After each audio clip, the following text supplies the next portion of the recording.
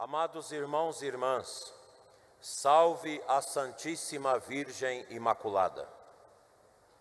A Santa Igreja Católica, presente no mundo todo, por obra e graça de Deus, é o esplendor do ressuscitado que vive entre nós. Neste mundo, a Igreja será sempre a expressiva antecipação da Jerusalém Celeste. Somos filhos da Igreja pelo batismo nas águas salvíficas que nos conferiram o dom da participação no mistério da salvação inaugurado pelo Senhor Jesus. Cristo estabeleceu que na Igreja pudéssemos contar com seus dons sacramentais através dos seus pastores e adotou de homens varonis para que na pessoa do mesmo Cristo agissem como mestres, juízes, pastores e guias in persona Christi, na pessoa do mesmo Cristo. As leituras que acabamos de ouvir nos apontam o que são os pastores da Igreja, suas atribuições e significado. Os sacerdotes na Igreja são indispensáveis. Somente o Padre pode nos dar Jesus Eucarístico e a misericórdia através do perdão sacramental. O bispo na Igreja é o grande sacerdote, o moderador dos meios e caminhos de santificação do clero e do povo de Deus. Hoje, esta Igreja particular de Formosa recebe o seu quinto bispo. Trata-se de um momento distinto, ovacionado pela beleza da liturgia e da piedade dos fiéis que acolhem e rezam pelo seu novo pastor. Falemos um pouco da figura do bispo, cuja missão é exigente e lhe impõe grande responsabilidade de guardião da fé, dos costumes e da disciplina eclesiástica, sendo ele o primeiro a caminhar, se preciso for, para o martírio, em defesa da fé católica, em defesa da Igreja. Nesses tempos difíceis de frieza e tibieza, a Igreja sofre e chora pelos escândalos de sacerdotes e leigos que ubicam suas vidas no próprio egoísmo e na idolatria de seus desejos. Grande dor e grande desafio a ser enfrentado com justiça, pois os fiéis não podem ser vítimas dos maus pastores denunciados pela Sagrada Escritura e, portanto, santos. E aqui eu destaco Santa Catarina de Siena no seu livro O Diálogo. Na Igreja, o bispo possui o poder de ensinar todas as gentes, de santificar os homens na verdade e de apacentá-los. Por isso o bispo, pela força do Espírito Santo que lhes foi dada, torna-se verdadeiros e autênticos mestres da fé, pontífices e pastores. Quando o bispo celebra com seu povo, cumpre uma tarefa primordial, inscrita no coração do seu ministério episcopal. O bispo é, antes de tudo, um celebrante e um mistagogo, e isso lhe deriva da natureza sacramental do episcopado. A missão de santificar está no meio, entre a de ensinar e de governar, em posição central, como eixo e, ao mesmo tempo, coração de todo o ministério episcopal. Para compreender o peso e a substância disso, é necessário retornar à sacramentalidade do episcopado e à função primordial do bispo, como guarda do mistério da Igreja, como estabeleceu a eclesiologia do Vaticano II. O episcopado é um sacramento, o terceiro grau da ordem. O Concílio Vaticano II restituiu ao episcopado sua verdadeira dignidade, ou mais profundamente, o seu significado sacramental e seu mistério. O Santo Sínodo ensina, pois, que com a consagração episcopal é conferida a plenitude do sacramento da ordem, que tanto pelo costume litúrgico da Igreja, como pela voz dos santos padres, é chamada o sumo sacerdócio, o ápice do ministério sagrado. O episcopado, portanto, é a forma plena e primeira do sacerdócio, ou do ministério sacro. A ordenação episcopal não acrescenta um grau ou um poder suplementar às ordenações precedentes, mas confere simplesmente o único sacramento da ordem do qual participam os presbíteros e os diáconos. O ministério ordenado, por excelência, é o do bispo. Na ordenação episcopal há um rito da entrega do anel, que poderia parecer de menor importância, mas seu significado, como é definido pelas palavras explicativas que o acompanham, permite-nos entrar no coração sacramental do episcopado e no munus santificante, que dele deriva. Recebe o anel, símbolo da fidelidade, e com fidelidade invencível guarda sem mancha a igreja esposa de Deus. Não pode haver mal-entendidos. O bispo não é o esposo da igreja. Ela é esposa Dei, porque Deus desposou a igreja por meio do seu verbo feito carne. O bispo é um guarda, um episcopos deste mistério da igreja. O anel que o bispo leva no dedo não remete primeiramente a ele, mas à igreja, e a Cristo, que é o seu esposo. É certo que o anel é um sinal de fidelidade, mas trata-se da fidelidade da igreja e da pureza da sua fé. Poder-se dizer que o anel de uma aliança que lhe é confiada, não como sua, e sim da igreja. A missão do bispo, velar para que a igreja seja no mundo, do modo mais perfeito possível, a esposa pura de Deus e de Cristo, é a sua tarefa. O ministério do bispo é semelhante ao de São João Batista, que dizia: quem tem a esposa é o esposo, mas o amigo do esposo, que está presente e o escuta, exulta de alegria quando ouve a voz do esposo. O bispo, revestido da plenitude do sacramento da ordem, carrega consigo a responsabilidade de distribuir a graça do supremo sacerdócio, em particular na Eucaristia. A Eucaristia, que é como a síntese de toda a obra litúrgica, é o condensado simbólico e eficaz da missão episcopal.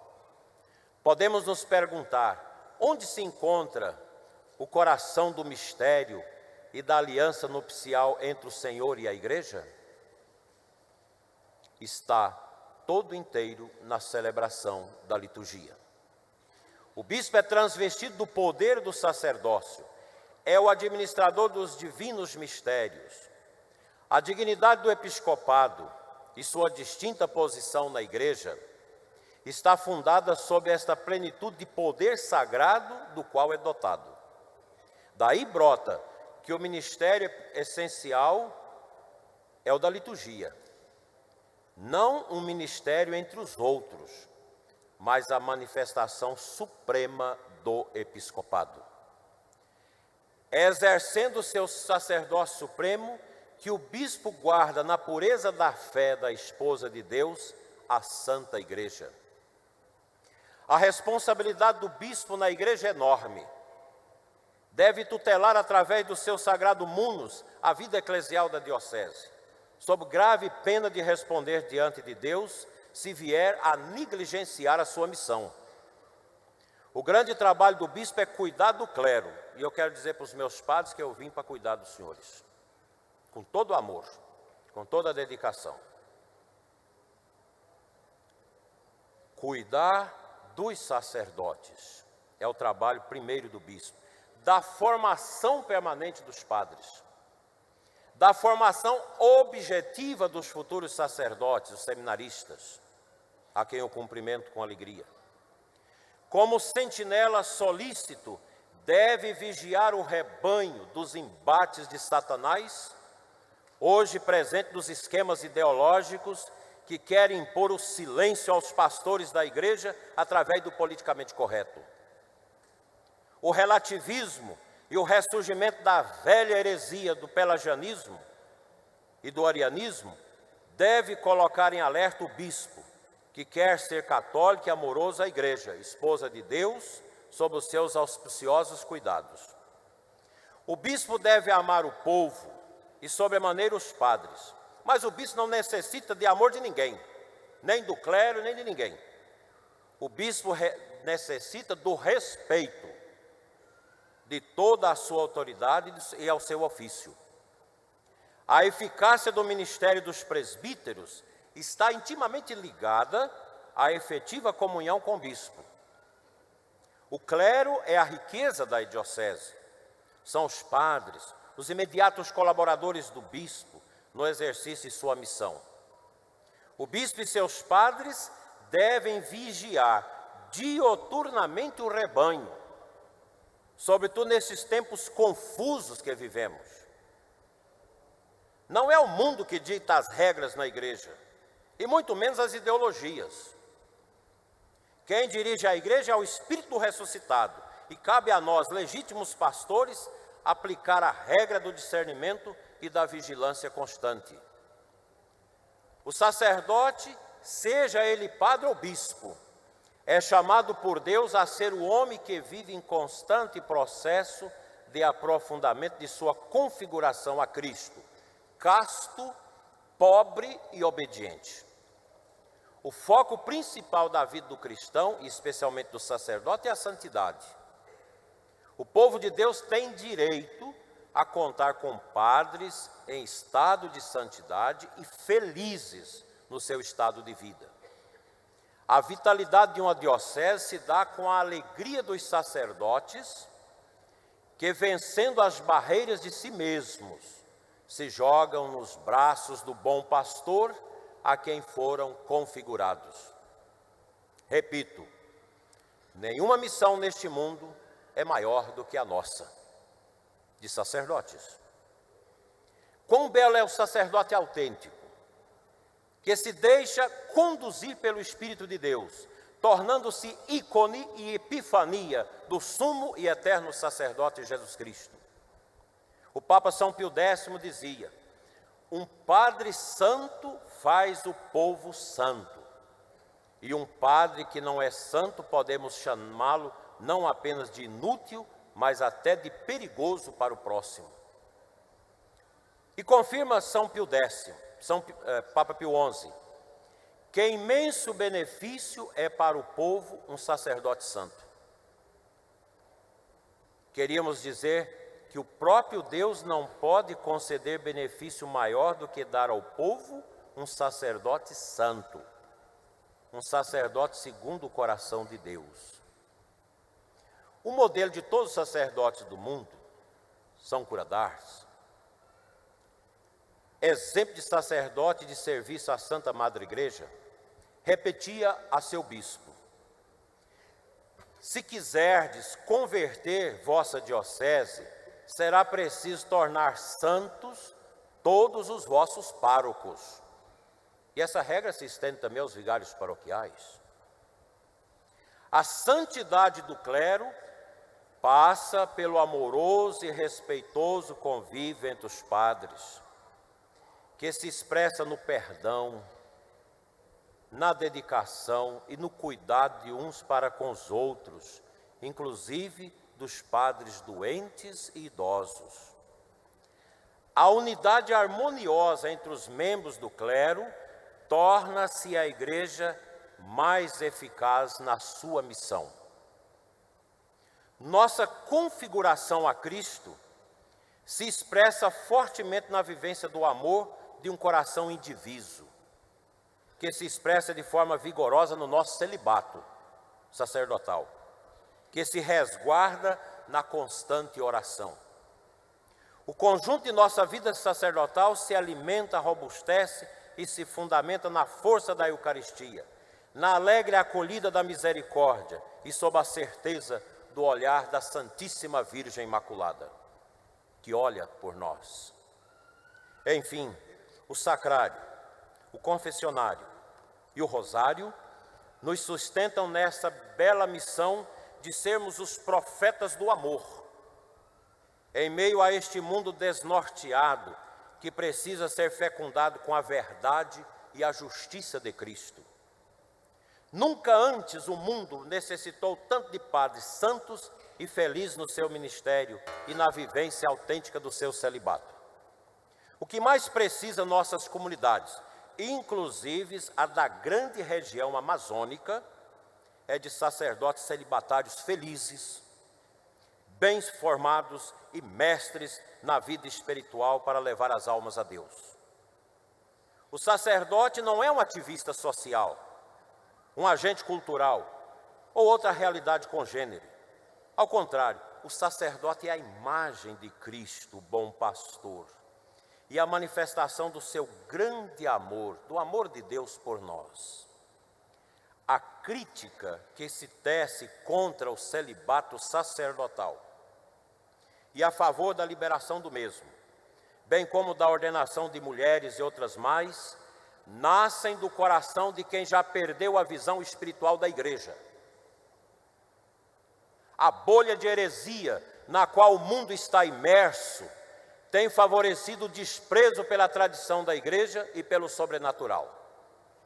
O Papa Francisco, a quem eu agradeço a confiança, reiteradas vezes tem nos chamado a atenção contra esta visão pelagiana da igreja como ONG, que nivela a mesma as realidades transitórias, sem se aterem para a dimensão do mistério e da sobrenaturalidade que constitui a sua essência como o corpo místico de Cristo. Não sejamos surdos às palavras de Jesus no capítulo 17 de João. Estamos no mundo, mas não pertencemos ao mundo. A igreja não é regida pela cultura, pelas ideologias, pela insensatez de quem não tem piedade ou por uma visão política vesga e caolha. Não, ela é conduzida pelo Divino Espírito Santo, por ser ela o corpo místico de Cristo. As ventanias do modernismo, do neopaganismo, dos apressamentos ideológicos não a atingirão, porque as portas do inferno não prevalecerão contra a igreja. Conto com a costumeira generosidade do clero, dos religiosos e do povo de Deus, desta amada diocese, dos nossos diáconos, seminaristas, do povo em geral, para que nossas ações sejam agradáveis a Deus e que possamos, na força do Divino Espírito Santo, dar a esta diocese um renovado rosto de esperança, de alegria e de evangelização em comunhão com toda a igreja, com a nossa querida comunidade, Conferência Nacional dos Bispos do Brasil. Façamos com esmeradas virtudes uma administração transparente dos bens eclesiásticos. Isso eu peço com muito carinho, cuidado e zelo aos nossos padres e aos conselhos de administração da diocese. Com profundo respeito ao dízimo e às ofertas generosas dos fiéis. Não esqueçamos os pobres, os simples, os humildes, os sofredores, as famílias em dificuldades e os pecadores afastados que necessitam da misericórdia divina. É da essência da igreja zelar dos que sofrem e dos que perderam a esperança. O santo cura d'Ars nos deixou um conselho monumental ao dizer: a mais bela profissão do homem é amar e rezar. Tudo, meus irmãos, pode ser mudado pelo poder da oração que nos suscita a amar sempre. Conto com as orações de todos em favor do nosso ministério e da ação evangelizadora, catequética e pastoral que o Espírito de Deus irá fomentar no conjunto de nossas ações diocesanas colegiadas. Conto com a oração dos meus irmãos bispos, meus queridos e amados irmãos bispos, que sabem, cada um, a profundidade da nossa responsabilidade e o peso deste ofício. Conto com as orações dos senhores, meus amigos, meus irmãos, que fizeram tanto sacrifício para estar aqui rezando comigo. Seremos, com a graça de Deus, meus queridos padres, diáconos, seminaristas, religiosos, povo de Deus de Formosa, uma igreja fiel a Cristo, acolhedora, amorosa, servidora, missionária e profética. Que a Santíssima Virgem Maria Imaculada Conceição, nossa excelsa padroeira, interceda e acompanhe nossa amada Diocese de Formosa nos caminhos da unidade, do perdão, do amor e da esperança no reino prometido. Amém.